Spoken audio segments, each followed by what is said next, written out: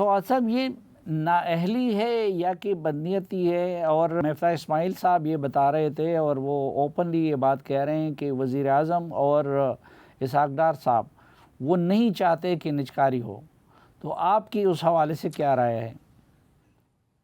دیکھیں میں کسی پہ بدنیتی کا تو بالکل الزام نہیں لگاؤں گا. دیکھیں جب تک آدمی کے پاس کوئی واضح ثبوت نہ ہو اس وقت تک یہ بات میں تو نہ سمجھتا ہوں کہ یہ مناسب ہے اور نہ یہ کرنی چاہیے.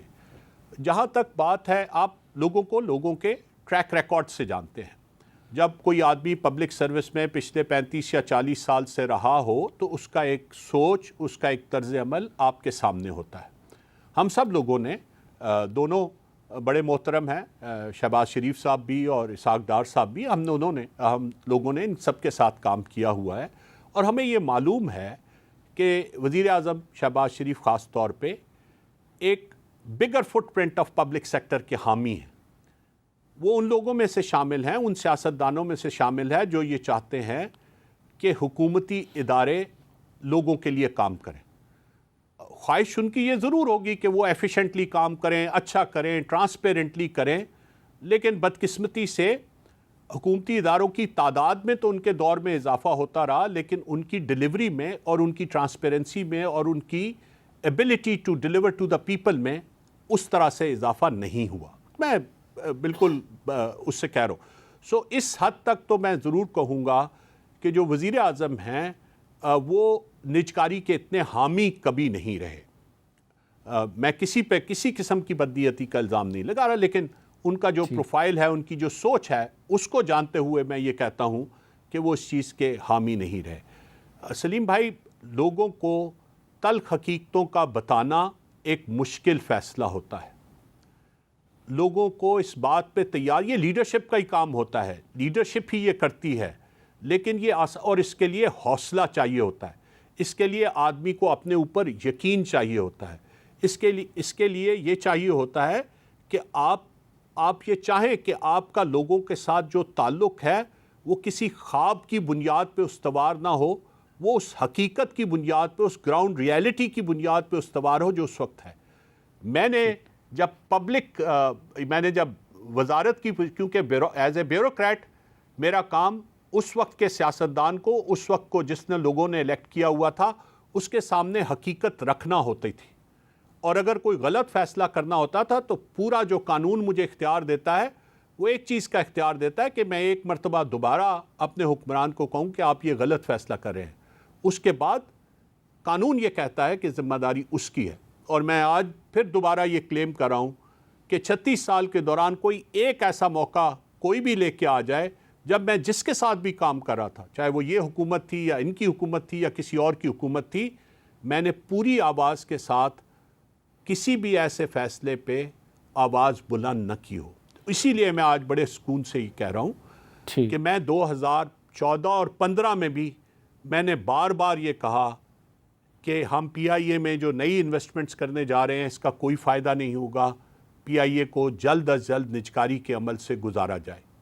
آج بھی میں اسی بات کا حامی ہوں. ایز اے وزیر نجکاری کے طور پہ بھی میں نے یہی کیا، اور آج بھی میں یہی کہہ رہا ہوں کہ پاکستان کی ریاست اور پاکستان کے عوام کے لیے یہی بہتر ہے کہ خسارہ پہنچانے والے ادارے پہلے اور جو اس کے علاوہ دوسرے ادارے ہیں وہ بھی جلد سے جلد نجکاری کے عمل سے گزارے جائیں، اور پاکستان کی حکومت کا سائز جو ہے اس کو کم کر کے لوگوں کے اوپر یہ ہزاروں اربوں کی تنخواہوں کا بوجھ جو ہے اس کو بھی کم کیا جائے اور آگے بڑھا جائے.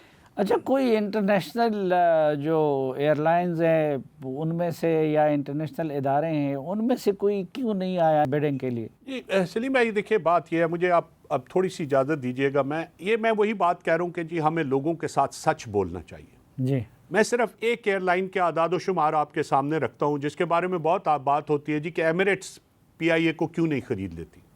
اور میں یہ 2023 اور 24 کے اعداد و شمار ایمریٹس ایئر لائنز کے آپ کے سامنے رکھوں گا.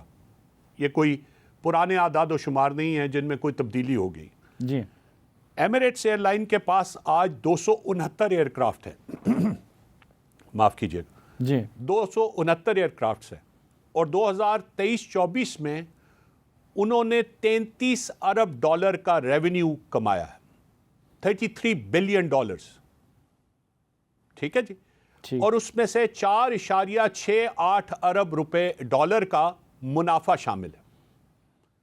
33 بلین ڈالر کا ریونیو کمانے کے لیے انہوں نے 28 ارب یا اس سے تھوڑا سا زیادہ اخراجات کیے. وجہ کیا تھی؟ وجہ یہ تھی کہ یہ 269 ایئر کرافٹس کے لیے ایمریٹس کا جو عملہ ہے وہ صرف 1,08,996 افراد پہ مشتمل ہے. صرف ٹھیک. ہم 15 جہاز کتنے لوگوں کے ساتھ اڑا رہے ہیں؟ یہ سوال آپ پی آئی اے کے ان ترجمانوں سے کر لیجئے جو یہ کہتے ہیں کہ پی آئی اے ایک منافع بخش ایئر لائن ہے. یہ سوال ان سے کر لیجئے.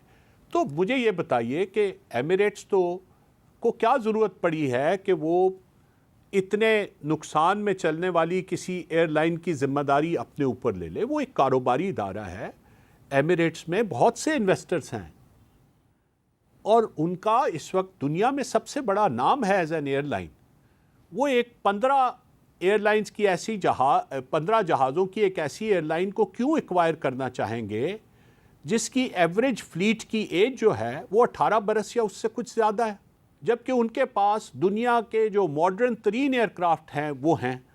اور اگلے 6 سال کے دوران بھی ایمریٹس وہ ایئر لائن ہے جس نے دنیا میں جو بھی جہاز بننے ہیں, بوئنگ بننے ہیں یا ایئر بس بننی ہے یا ایئر بس 380 بننی یا کوئی اور بننی ہے, ان سب کے لیے سب سے بڑی انوینٹری اور سب سے بڑی آرڈر بک بھی ایمریٹس ایئر لائنز کی ہے. تو یہ میں کہتا ہوں کہ لوگوں کو بتائیں کہ پی آئی اے ایسی حالت میں نہیں ہے کہ کوئی انٹرنیشنل ایئر لائن اس میں ما سوائے یہ کہ ہمارے جو دوست ملک ہیں وہ پاکستان کی مدد کے طور پہ پاکستان کو اس بوجھ سے, اور انہوں نے ہمارے ساتھ بہت مرتبہ ایسا اچھا سلوک کیا ہے, لیکن مجھے بظاہر ایئر لائن کی حد میں, کیونکہ ایئر لائن ایک کاروباری ایشو ہے, تو ہمیں یہ نہیں سوچنا چاہیے کہ جی وہ اپنے کاروباری فیصلوں میں بھی اپنے ایئر لائنز کے اوپر یہ بوجھ لے لیں گے. اور اتنے افراد کا بوجھ جو پی آئی اے کے 15 جہازوں کے ساتھ جائیں گے یہ کوئی بھی لینے کے لیے تیار نہیں ہوگا. اور سلیم بھائی میری اطلاع ہے وہ یہ ہے کہ جو پرائیویٹ انویسٹرز باقی تھے ان کا بھی ایک سب سے بڑا جو مسئلہ ہے وہ ان ورکرز کی تعداد کے ساتھ تھا جو حکومت چاہتی تھی کہ وہ 3 سال کے لیے اپنے ذمے لے لیں. میرے خیال میں اس سے بہت زیادہ بہتر ہوتا کہ حکومت ان کے ساتھ بیٹھ کے نیگوشیٹ کرتی, ان سے یہ کہتی کہ آپ جو ان میں سے ایبل اور جو پراپرلی کوالیفائڈ لوگ ہیں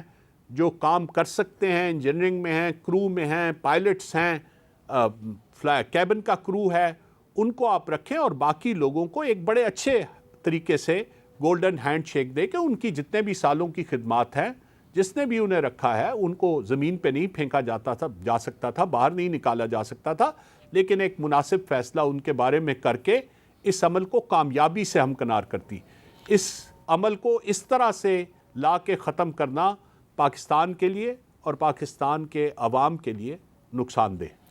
بہت شکریہ فواد حسن فواد صاحب.